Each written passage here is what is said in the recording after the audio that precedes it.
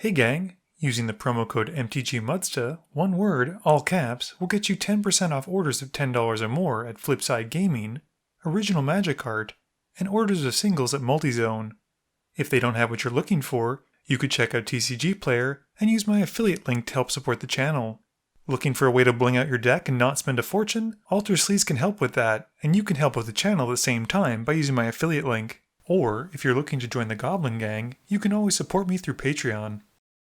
Hey gang, and happy April Fools. Don't worry, I'm not doing anything silly though, we're just gonna have a game with the Jersey Boys. Matt is playing his Azami deck, keeping Foil, Delay, Rhystic Study, 3 Snow-Covered Islands, and an Ancient Tomb. Trevor is playing Kruphix, keeping Castle Garenbrig, Kadama's Reach, Alchemist's Refuge, Search for Azcanta, Dust Bowl, and a Seedborn Muse. Mike is playing Brudiclad, keeping Shivan Reef, Reflecting Pool, Exotic Orchard, Tezzeret Artifice Master, Burning Earth, Chaos Warp, and Armillary Sphere. Ryan is playing the Locust God, keeping God Eternal Kefnet, Impact Tremors, Eye of the Storm, Island, Desert of the Fervent, and Blighted Cataract. Trevor wins the die roll and starts us off. He plays a tapped Castle Garenbrig, passing. Mike plays a Shivan Reef. Ryan plays a tapped Desert of the Fervent. Matt plays a Snow-Covered Island. Trevor plays a Dust Bowl and casts Swiftfoot Boots. Mike plays a Reflecting Pool and casts his Armillary Sphere. Ryan plays an Island and also has a 2-drop in the form of Impact Tremors. Matt plays an Ancient Tomb and taps it, taking 2 to help pay for Rhystic Study. Trevor drops Botanical Sanctum, which comes in untapped, and he casts a Search for Azcanta, paying the 1 for the study tax. Mike draws and plays an Exotic Orchard, passing.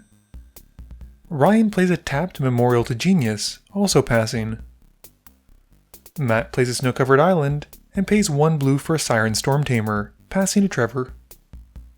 Trevor resolves his search trigger in his upkeep and just draws it. He plays an Alchemist's Refuge, which allows him to pay the extra 1 needed for the Rhystic Study as he casts Kadama's Reach. He goes to find his basics and passes, and at the end of turn, Mike does something similar by cracking his sphere to find 2 basics to hand. Mike draws and plays an Island. He pays 4 mana for Chaos Warp, paying the 1 for the study, to try and tuck the study, but Matt's ready for it with a Dispel. Ryan untaps and plays a Blighted Cataract. He casts God Eternal Kefnet, but can't pay the 1. And Ryan's Impact Tremors then deal 1 to his opponents as the God Eternal enters, and he passes to Matt. Matt just plays another Snow-Covered Island, passing. Trevor uses his search trigger and draws it. He plays an Ancient Tomb as well, and taps enough, taking 2 to cast Seedborn Muse and pays the 1. But Matt is ready with a mana drain. And after that, Trevor passes turn. Mike plays a Mountain for turn, and taps out for a Solemn as he pays the study tax. He goes to find a basic, and passes. Ryan gets his Kefnet trigger on his upkeep, but it's not a spell. He plays a Remote Isle, which comes in tapped, and goes to combat. He hits Matt with God Eternal Kefnet, and then passes turn. At the end of turn, Matt Wizard cycles his Vidalcan Aether Mage to go and find a wizard to put to hand. He reveals Gadwick the Wizened, a card that I'd forgotten existed until now, and draws it, and starts his turn. Matt takes 2 as he taps a tomb to help cast Gadwick where X is 2. He draws 2 cards as the wizard enters, and then plays a Snow-Covered Island. Matt then casts a Martyr of Frost, and chooses to tap the already tapped Kefnet, and passes to Trevor. Trevor draws, and plays a Forest. He activates the castle to make 6 green mana, only usable on creatures, and he casts an Eternal Witness paying 3. As it enters, he returns to hand Seedborn Muse. He then takes another 2 from the Ancient Tomb to help pay for the Seedborn Muse, but can't pay for the study tax, and Matt draws. He then passes, untapping with Mike.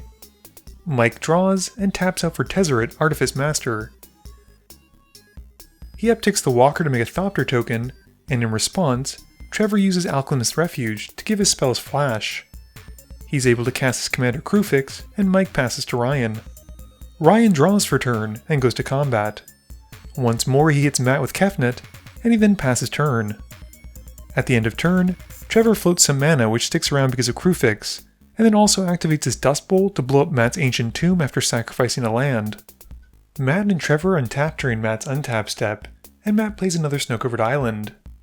He then drops a Stony Brook Banneret, which will make it cheaper to cast wizards in the future. He capitalizes on this discount by casting a Fetto Alchemist for only 1 blue, and then taps the Solemn with the Gadwick trigger. He then passes, and at the end of turn, Trevor floats mana onto Kruphix. Trevor plays an Eldrazi Temple after not binning his top card, and he floats more mana onto Kruphix, passing to Mike and untapping with him. Mike draws, and upticks Tezzeret, making another token.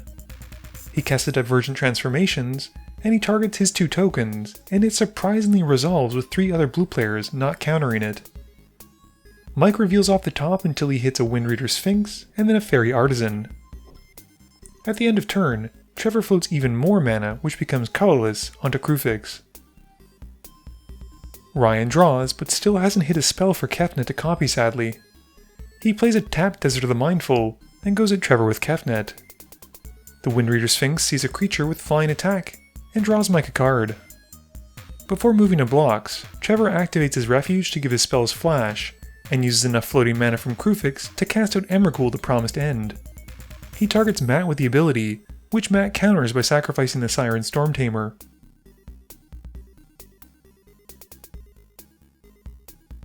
With that ability on the stack, Ryan then counters Emrakul with double negative, and Trevor then just takes the hit, and Ryan passes. Matt plays Manamo as his land for turn, and he casts Azami. Trevor responds, hard-casting Foil, which Matt counters with a Swan Song. The legendary wizard then enters the field, and Mike gets a token copy of thanks to the Fairy Artisan. Matt then passes, and has to discard down to 7. At the end of turn, Trevor floats more mana onto Kruphix.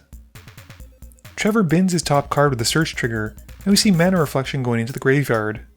He then draws for turn. In his main phase, he casts a Consecrated Sphinx, and Matt responds tapping 4 wizards to draw 4 cards. Mike also taps his Azami token to draw a card to not feel left out.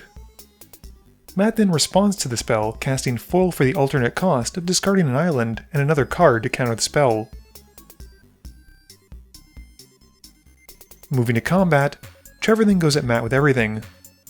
Before moving to blocks, Matt untaps Gadwick with the Alchemist, and then blocks with Gadwick, taking only 6. Mike also gets to draw a card from the Windreader Sphinx, seeing the bird token swinging, and Trevor then floats more mana onto Kruphix, passing to Mike and untapping with him. Mike's turn is very quick as he plays a mountain, and then makes another token with Tezzeret by upticking the Walker. He then passes, discarding down to 7. At the end of turn, Trevor floats more mana. Ryan looks at his top card once more in his upkeep, and it does nothing for Kefnet. He casts a Coastal Piracy, and goes at Matt with a God Eternal. He deals the damage, and draws a card, with Mike drawing one as well from the Windreader Sphinx. Matt then points at the study tax, which Ryan pays, and Ryan then plays Makokoro in his second main phase as land for turn. He passes, which has Trevor floating even more mana, and Matt trying to sneak out a Mystical Tutor. Mike's ready for this though, saying nope using Void Shatter to counter it and exile it. Matt untaps and Trevor does as well. Matt then taps 2 wizards to draw 2 cards, and plays a Reliquary Tower for turn. He then pays 5 mana for a Gilded Lotus, and taps it for a Spellseeker. With the Spellseeker coming in, Mike gets a token copy, and also gets to go and find an instant or a sorcery that costs 2 or less, only he gets to do it first. They then pass to Trevor as they search. Speaking of search, Trevor uses his search trigger on his upkeep, and keeps it on top, drawing it. Mike then reveals Reality Shift and puts it to hand, while Matt also reveals his picked card, showing Pact of Negation. Trevor then plays a Mirage Mirror in his main phase, and has it become a copy of Mike's Windreader Sphinx. He moves to combat, swinging the bird token and Kruphix at Matt. This has both Mike and Trevor drawing from their respective Sphinx's triggers, and Matt then taps his Spellseeker to draw a card, and then untaps it with the Alchemist. He then blocks Kruphix with the Spellseeker, and before damage is dealt, taps it once more to draw another card. Matt then takes 2 in the air, and in Trevor's second main phase, he casts Aestheticism, and he taps more mana to float it onto Kruphix before passing and untapping with Mike. Mike untaps and draws for turn. He plays a mountain, and then moves to cast from the ashes. Responding to this, everyone else floats mana from their non-basics that they're about to lose, and then all the non-basics are destroyed, and they get to go find that many basics. Mike then casts an Izzet Signet, and uses Tezzeret's Zero ability to draw 2 cards because he has enough artifacts out. Mike then decides against swinging since he's worried Trevor will flash out an Eldrazi army before his next turn, and just passes, discarding down to 7. Ryan draws, and it's not a spell sadly. He plays a tapped Halimar Depths and rearranges his top 3, carefully picking the order since the Coastal Piracy will have him drawing a card if he connects. He goes to combat, and Trevor has his Mirage Mirror become a copy of the Sphinx again on Mike's side. Ryan Sphinx Kefnet at Matt, with Mike and Trevor drawing from their Sphinx triggers. Matt then responds before damage, and flashes out Venser. Venser enters and targets Kefnet to bounce back to Ryan's hand, and Mike also gets a token copy of Venser from the Artisan, and decides to bounce Aestheticism back to Trevor's hand. Ryan then recasts Kefnet, who comes in, and Mike loses his Venser copy for instead a copy of the God Eternal Kefnet. Ryan also deals 1 to his opponents from the Impact Tremors, and he passes to Matt. Before going to the end step though, Mike uses Reality Shift on Trevor's still shifted Mirage Mirror to exile it. Trevor strongly disagrees, but the spell resolves and he manifests his top card. Matt untaps and draws for turn. He plays a snow-covered island and casts Soul Ring. He taps the Soul Ring for a Sapphire Medallion, further reducing blue spells, and then taps 2 wizards to draw 2 cards. One of those cards happens to be an Isercon Scepter, and as it comes in, he imprints Dramatic Reversal under it. Between the Scepter and Matt's mana rocks, he's able to now make infinite blue mana, plus he gets to untap his wizards. This means he'll be able to draw out his deck, and he'll win by casting a Laboratory Maniac, and then trying to draw, which no one can stop, and the table realizes he's won. Game review time. So it certainly seemed like the top half of this table was the main threat, with the 2 Izzet decks on the bottom just trying to do their own thing. I do think that Mike should have been a bit more aggressive, especially after the Divergent transformations and his creatures were able to attack. He probably could have gotten a bit more chip damage in on Matt, but I don't know if it would have taken Matt out. Matt certainly seemed to be in control for most of the game, having tons of counters to save his stuff. That Ristic Study did draw him quite a few cards, but I was happy to see that early on people respected the spell, and either didn't cast spells or paid the 1 for it. It probably didn't help that Trevor was also sitting right next to him and was also the secondary threat for this game. He had so much colorless mana sitting on Kruphix, and that flash from the Alchemist's Refuge was going to let him cheat out Eldrazi for days if he needed to. I think for Ryan though, unfortunately, he seemed to be stuck on lands, and despite having Impact Tremors and Coastal Piracy, 2 great cards in Locust God, he just really couldn't get his commander out. Please be sure to tune in every Monday and Thursday at 11 AM Eastern Standard Time for a guaranteed new video. You can also follow me on Twitter at MTGMudsta. You can find me on Facebook at facebook.com/MTGMudsta. And lastly, you can check me out when I stream at twitch.tv/MTGMudsta. This video is brought to you in support by my patrons. If you're looking for a way to help out the channel, please be sure to visit the link below. Thank you all for watching this video, and don't forget, friends are just opponents you haven't eliminated yet.